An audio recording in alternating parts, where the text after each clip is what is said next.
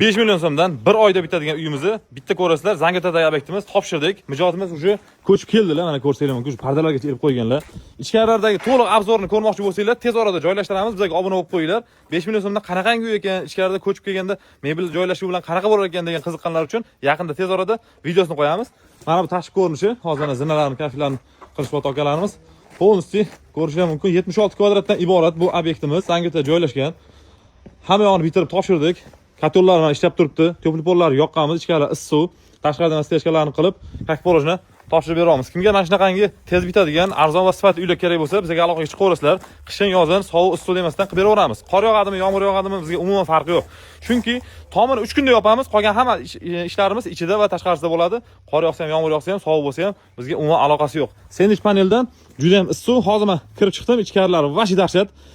Tashqarida sovuq bo'lsa ham, ichkarilarda bu qishki sovuqni his qilmaysizlar.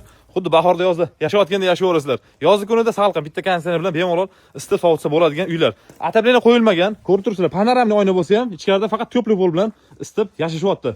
Mana shunaqangi uylarda tez orada yashashlarga nasib qilsin. Kimga yoqqan bo'lsa bitta like bosib qo'yinglar, bizga obuna bo'lishingizni chiqarmanglar.